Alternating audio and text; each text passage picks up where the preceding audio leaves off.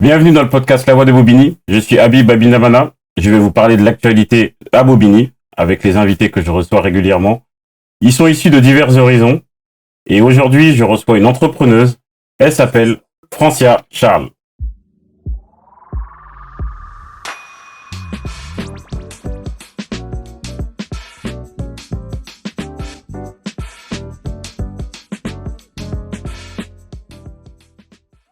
Bonjour Francia. Bonjour, Merci d'être venue dans ce podcast. Ça fait plaisir de te recevoir ici. c'est un plaisir pour moi aussi. Le principe, il est simple. On parle de toi, qui es-tu, ce que tu fais, et petit à petit, on en vient donc à ton activité et le lien avec la ville de Bobigny, là où tu as grandi. Est-ce que ça te va? Oui, ça me va. Ça te va? Bon, très bien. Est-ce que tu peux nous parler un peu de toi, Francia? D'accord. Avec plaisir. Du coup, moi, c'est Francia, j'ai 30 ans, j'ai vécu dans le quartier Paul-et-Loire D'accord.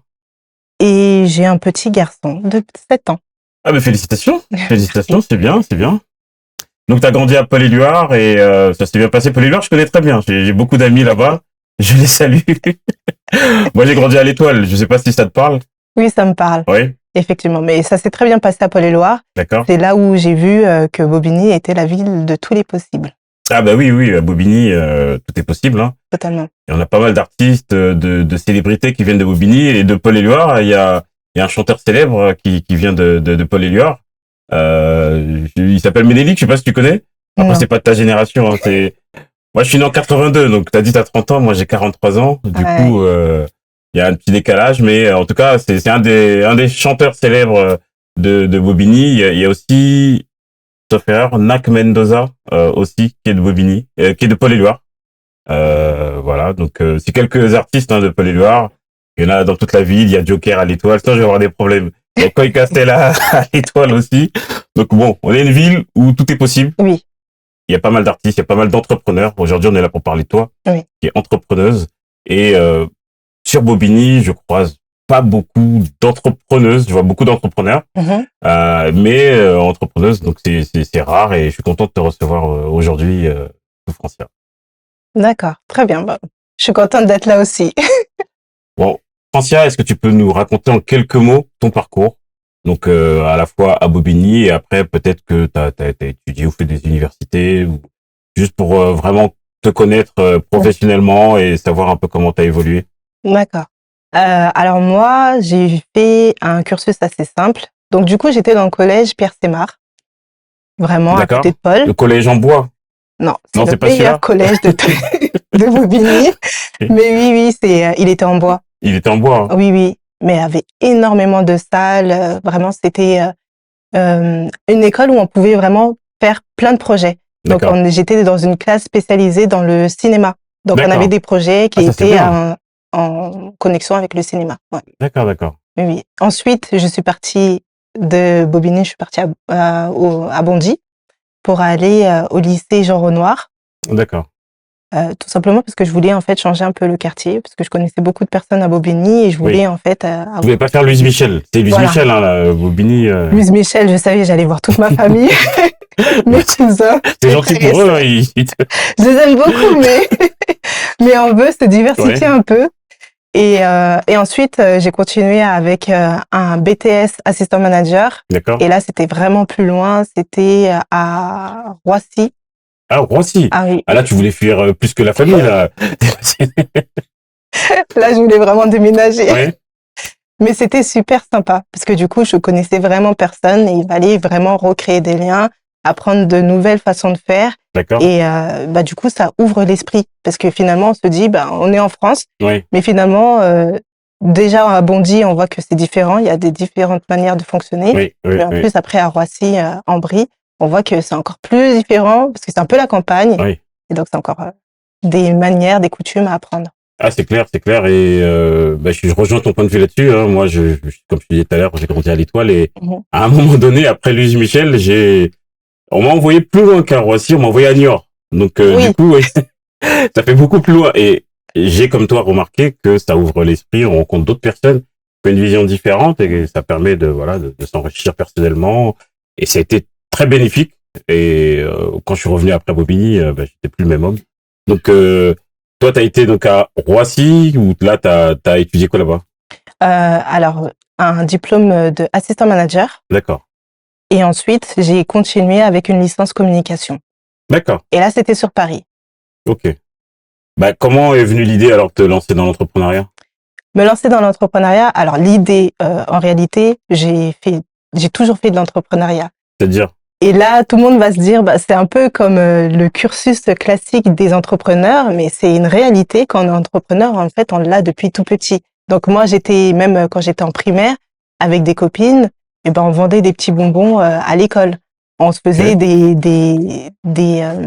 on créait nos marques d'habits déjà en primaire. On faisait des projets, on montait des projets comme ça en primaire, des spectacles, Bien. que ça soit même chez mes parents, où je faisais payer des places À tes parents? à mes parents pour pouvoir participer au spectacle qui était chez eux. C'est pour avoir un peu plus d'argent de poche et en plus c'est chez eux.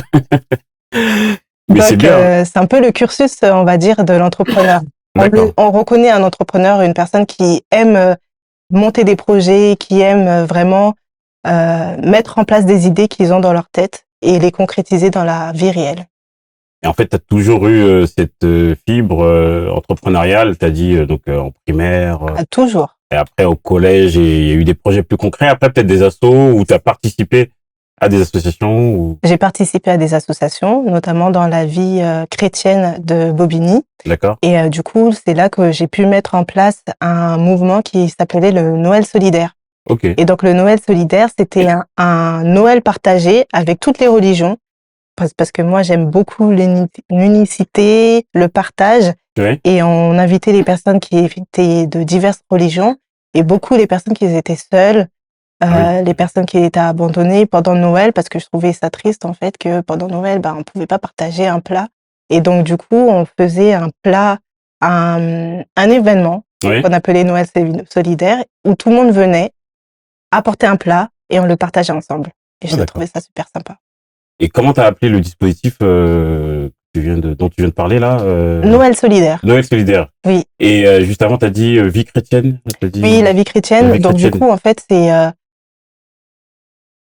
dans la vie chrétienne, on a différents... C'est une asso, ça, la vie chrétienne, ou une église? En fait, c'est une église. Et dans l'église, ils mettent en place des programmes déjà pour pouvoir faire la confirmation, pour pouvoir faire la communion, voilà, tous les autres sacrements. Et en fait, pendant le temps de préparation au sacrement, eh ben, en fait, on a un groupe où on partage des événements avec les jeunes. Donc, on a une vraie communauté avec des jeunes avec qui on grandit au fur et à mesure et on met en place des projets. Ça veut dire qu'on partait, par exemple, vendre des gâteaux pour pouvoir avoir de l'argent, pour pouvoir financer des sorties. On avait Bouge ta planète, c'était un événement où en fait on mettait en place, les jeunes mettaient en place des stands pour pouvoir en fait obtenir des fonds qui vont servir à l'environnement par exemple. C'est des projets qui sont propres à la vie chrétienne. Ok. C'est l'église qui est à côté de Libération? Libération, ouais, c'est totalement. C'est là, hein. Comment ça s'appelle cette église-là? C'est l'église Saint-André. L'église Saint-André. Oui, oui. Bon, c'est bien. J'ai pas entendu parler de ça. Vous communiquiez pas peut-être sur les réseaux à l'époque ou... Ils communiquent, mais oui, pas sur les réseaux. D'accord. Mais ils ont bougé là. En ce moment, ils ont fait un site internet. Ok. Oui. Il s'appelle comment le site? Le site, c'est Saint-André. Saint-André. Saint-André, oui. Et tu continues d'aller là, j'ai moins de temps. je parle de à l'association. Oui, c'est ça. Oui, là, j'ai moins de temps pour aller à l'association. Je continue à aller à l'église Saint-André. Oui. Après, l'église, ça te regarde si tu vas pas le cœur.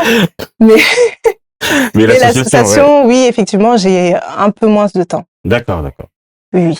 Et de fil en aiguille, moi, j'aimerais savoir un peu.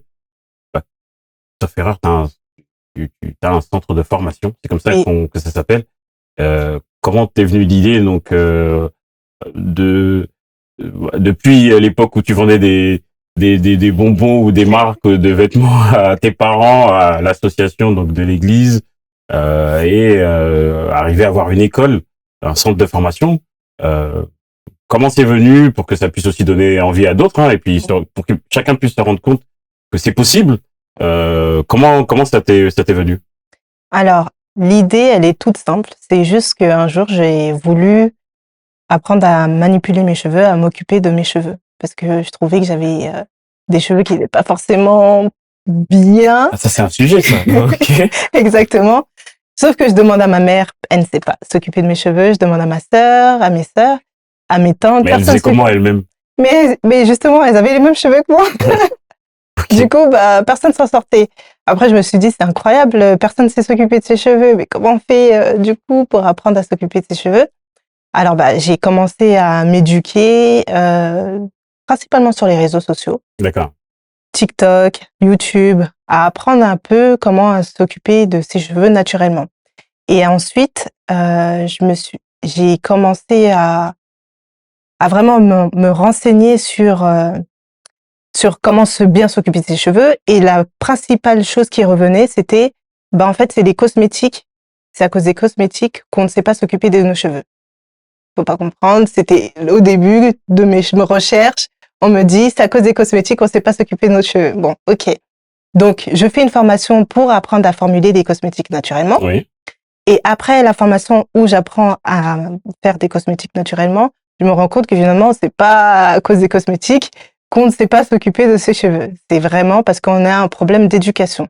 Et à la suite, je fais une formation pour apprendre à manipuler mes cheveux naturellement. Et comme j'avais des bons résultats, alors la formatrice m'a engagée pour pouvoir former à mon tour. Ok. Voilà. Et quand j'ai vu l'ampleur en fait de la demande, pour donner un ordre d'idée, il y avait 350 femmes qui se formaient par trimestre. C'était beaucoup.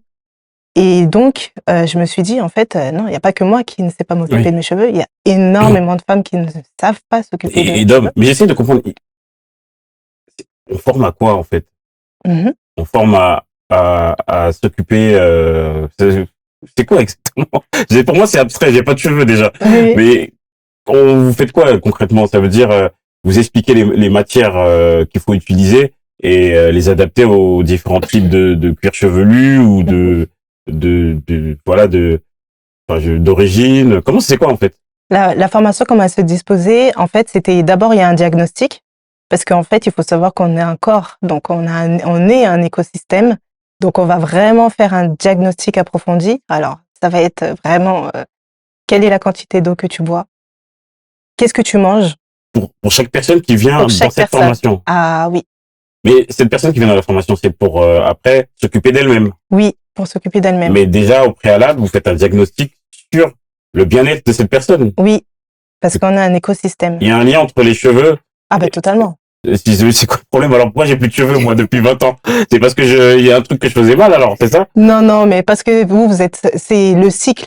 Vous êtes un homme, vous avez moins de cycles que les femmes dans la repousse des cheveux. Ah d'accord.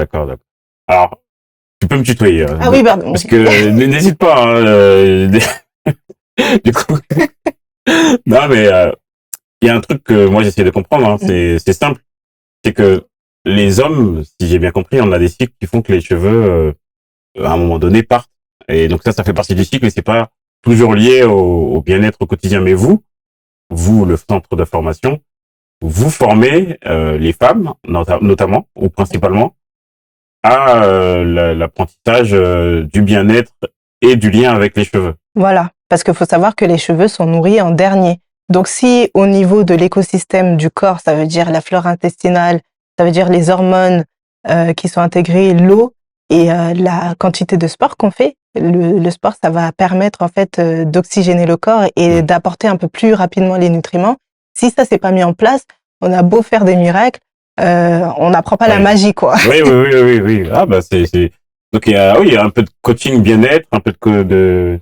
Oui, ça se traduit en bien-être, mais effectivement, ça revient toujours par les cheveux, parce que dès lors où on a pris conscience de ça, les femmes vont beaucoup plus faire attention à la quantité de fruits et légumes qu'elles vont manger.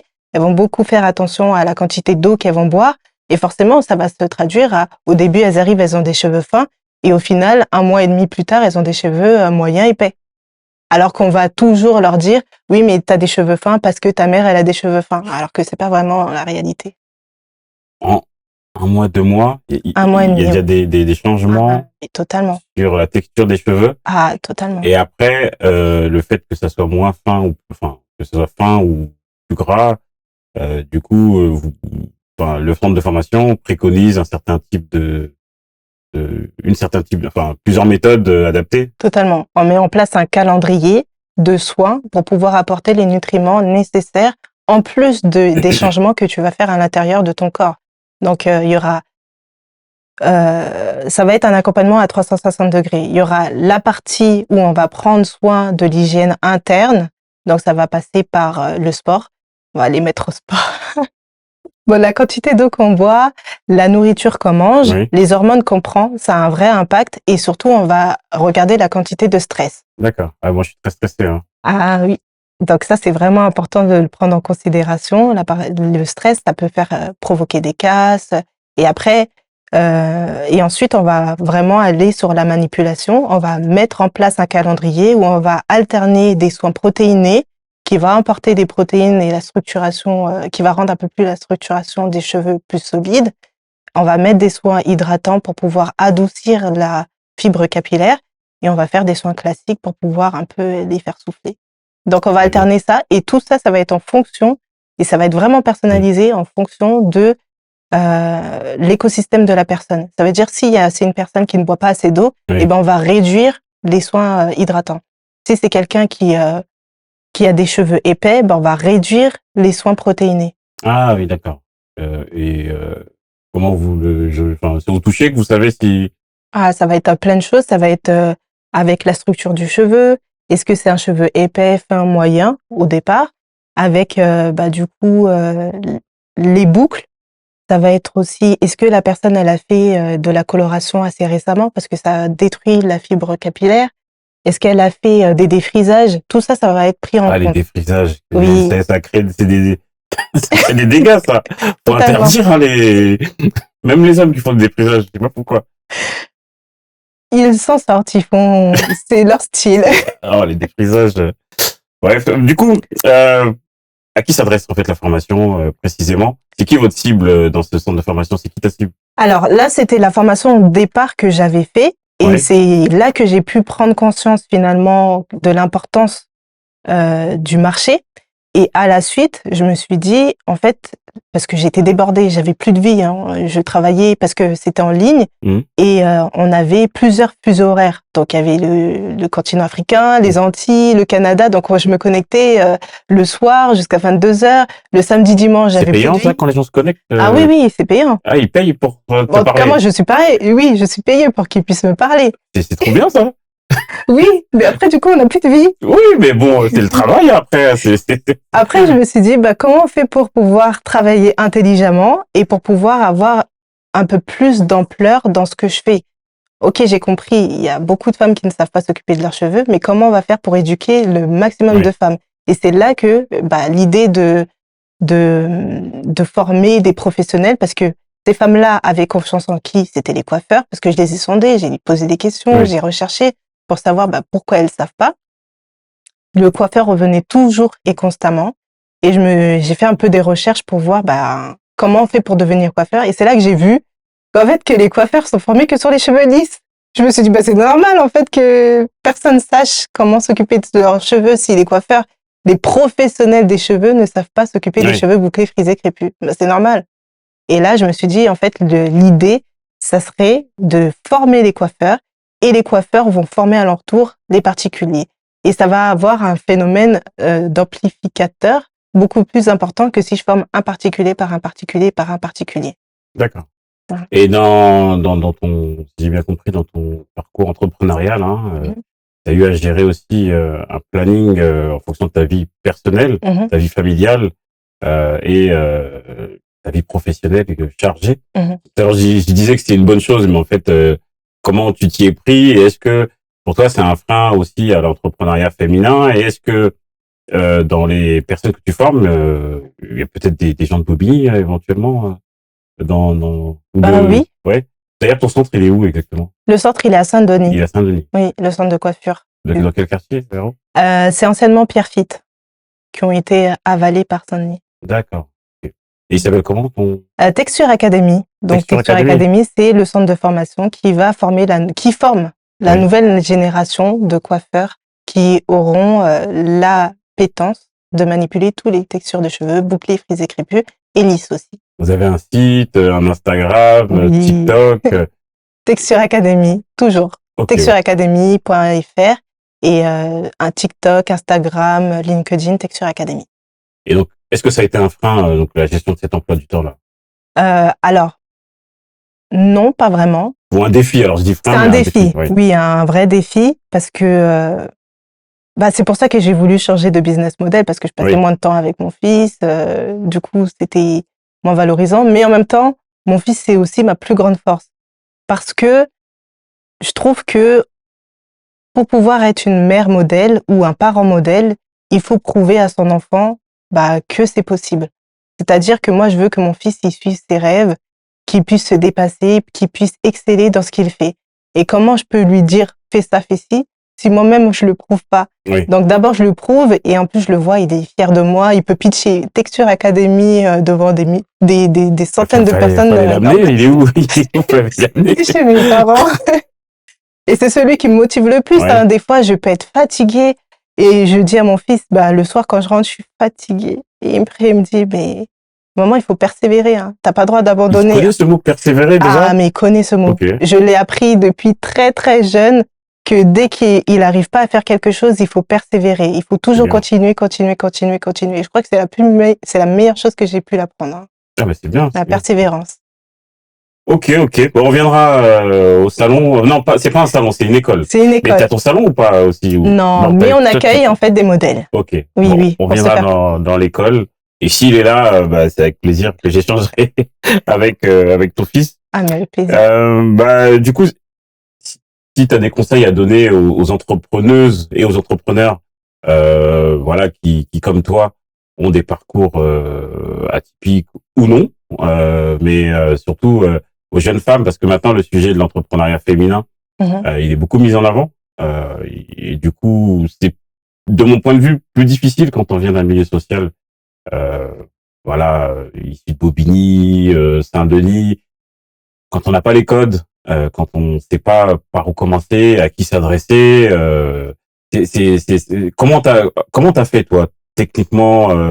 À qui t'as été déposer ton dossier pour dire ça y est, je veux monter une école? Parce que quand tu viens parler à des institutionnels, ils vont te dire oui, c'est bien joli, fais. Comment t'as fait en fait? Apprendre les codes, oui, effectivement, mais je me demande comment j'ai appris les codes. Après, je pense que ça devient logique quand on commence à vouloir ouvrir une entreprise. Qu'est-ce qu'on fait? On commence par le business plan. Et après, il y a des structures qui t'aident pour ça. Mais toi, t'as aidé? Oui, j'ai eu... Sauf si tu veux pas en parler. MyCréo. Comment? MyCréo. C'est quoi? C'est une association qui aide en fait les entrepreneurs à vraiment structurer son business plan, à structurer son idée pour pouvoir en fait gagner des années. Ah, donc d'abord, tu as été voir MyCréo? Oui, MyCréo. MyCréo. Oui. Eux, ils t'ont aidé à structurer financièrement et businessment parlant le projet. C'est ça? Et après? Et ensuite, être accompagné par la CCI France et l'Initiative France. C'est quoi CCI France? T'as été à la Chambre des commerces? Des commerces, des métiers. Il y a des accompagnements. Hein. Okay. Ils ont des accompagnements qui sont gratuits d'ailleurs pour les moins de 30 ans. Et plus de 30 ans, comment ils font? Ils payent. Ok. Malheureusement, ils payent. Après, Initiative France, c'est ceux qui m'ont conseillé et aidé pour pouvoir obtenir le prêt, qui a été aussi aidé par l'ADI. Mais ça, c'est beaucoup le réseau. Il faut commencer à traîner et à fréquenter ces lieux-là où ils parlent d'entrepreneuriat, commencer par les événements. C'est vrai que j'ai commencé par les événements d'entrepreneurs au tout départ. Ok. Go entrepreneur. Avec ta carte de visite Même pas du tout. Pas de carte de visite. J'avais pas de carte de visite. Et en plus, je trouve que c'est beaucoup plus intéressant d'avoir son téléphone et vous échanger votre téléphone comme ça. Et puis vous envoyer un petit message. C'est beaucoup plus parlant pour la personne, l'interlocuteur, que si on donne une carte. Les cartes qu'ils en reçoivent, ils vont rentrer chez eux, ils vont les mettre à un placard et puis ça va pas faire la différence. Mais vraiment commencer les événements d'entrepreneurs. Moi, j'avais commencé avec Go Entrepreneur. Et c'est vrai que c'est là que j'ai rencontré MyCréo et après que j'ai rencontré tout le réseau que j'ai pu développer à la suite. D'accord. Parce que MyCréo, après, va t'ouvrir des portes. Après, un autre événement, ils vont te présenter un autre événement, TF1. À TF1, tu vas rencontrer une autre personne qui, ensuite, tu connais du monde à TF1? Mais oui, après, du coup, tu te fais un petit réseau. Ok, c'est bien. Et donc, depuis que tu es entrepreneuse, est-ce que le regard des balbiniens a changé sur toi? Est-ce que est-ce qu'il y a une différence pour toi au niveau local? Est-ce qu'on vient te demander conseil ou pas? Il n'y a pas vraiment de différence. Après, comme je le faisais depuis jeune, enfin, ça n'a pas choqué. Ils se sont dit, oh, encore un petit délire de de Francia. Non, ça n'a pas trop changé. Okay. Alors, est-ce qu'il y a un message que tu veux faire passer à la fois, toi, à tes potentiels futurs, alors on dit quoi, apprentis, potentiels futurs apprentis, ou aux jeunes femmes et les jeunes hommes qui aimeraient entreprendre, issus de Bobigny ou d'ailleurs? Est-ce qu'il y a un message que tu veux leur faire passer? Est-ce qu'il y a une idée ou quelque chose dont tu aimerais parler, voilà, pour que eux, ça puisse aussi les inspirer? Moi, le seul message que j'aimerais faire passer, et je pense que ça m'aurait beaucoup aidé, c'est de choisir le chemin le plus long. Il faut pas chercher de raccourcis. Et ça, c'est vraiment important, en fait. Toujours quand on vient de commencer, on veut aller vite et on veut chercher des raccourcis à chaque fois. Quelqu'un qui va nous faire passer sous le pont ou au-dessus du pont. Et finalement, ces raccourcis-là vont nous ralentir. Parce que lorsque tu crées quelque chose, et surtout quand tu as beaucoup d'ambition et tu as des grosses ambitions, faut prendre patience et attendre que ça vienne au fur et à mesure. Parce que sinon, on va trop tomber sur le succès facile. Et le succès facile, c'est bien, mais du coup, passer les étapes, les épreuves, c'est encore mieux. Parce que du coup, tu vas te forger une personnalité qui va te servir, mais à vie. Ça veut dire que peut-être ça va prendre du temps d'arriver à là où tu veux être, au succès que tu veux prétendre. Mais quand tu vas y arriver, tu vas plus jamais retourner à où tu étais avant. C'est un succès périn.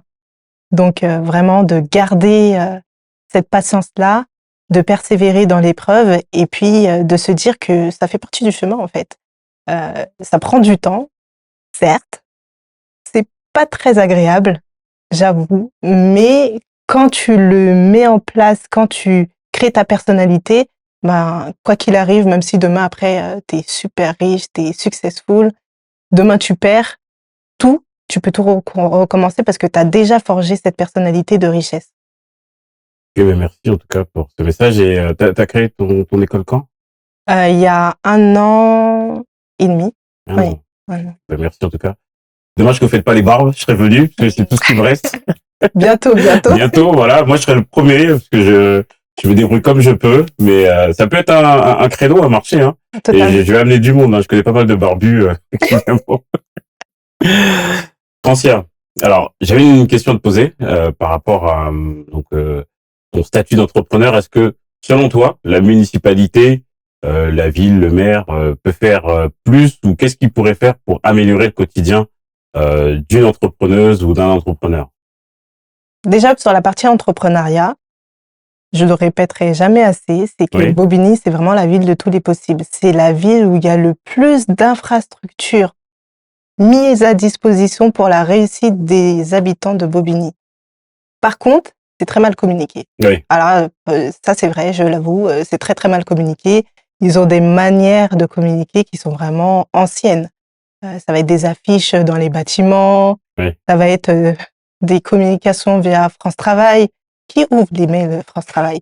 C'est vrai que je savais même plus. Enfin, France Travail, c'est le Pôle Emploi qui est devenu France Travail. Oui. Je pense petit à petit France Travail soit va être privatisé, soit va disparaître. Donc c'est vraiment la communication. Après, sur les Balbiniens, sur amélioration de la vie des Balbiniens, ça serait vraiment d'aller à l'écoute en fait des habitants, de plus avoir des programmes déconnectés de la réalité, parce que des fois on peut faire des programmes, oui on fait ci, on fait ça, mais en fait les Balbiniens ils veulent pas ça. Oui. Donc vraiment sonder les Balbiniens, regarder ce qui revient le plus dans les problématiques des Balbiniens pour qu'on puisse mettre vraiment des actions et des programmes qui seront adaptés et des vraies solutions concrètes par rapport aux problématiques des Balbiniens. Et là, ils verront la différence. Déjà, d'une part, parce qu'ils vont faire un peu partie du programme, vu que on va les sonder pour obtenir leurs problématiques, leurs défis de tous les jours. Mais ensuite, on va proposer des solutions qui seront vraiment en accord avec leurs problématiques à eux. Et donc, du coup, je pense que ça peut faire la différence. Déjà, on se sent écouté, On sent que notre voix et notre parole comptent. Oui. Et on sent qu'on participe en fait au changement de notre propre ville, là où on habite tous les jours. Mais ça paraît logique hein, quand on t'écoute. Pourquoi, je veux dire, que tu dis, ils sont pas capables de le comprendre ou... Je ne sais pas, mais toujours il y a des programmes, on dirait qu'ils habitent pas dans la ville. Enfin, c'est destiné aux Parisiens. C'est destiné, c'est des programmes ou des choses qui sont mises en place, mais qui sont pas forcément adaptées aux Balbiniens, mais qui correspondent soit aux Parisiens ou à autre chose, à d'autres. Enfin, je sais pas. Très bonne question. Je ne sais pas. Je n'ai pas de réponse non plus à ça. Bon, nickel, hein. Ok. Merci beaucoup. Merci. Ouais.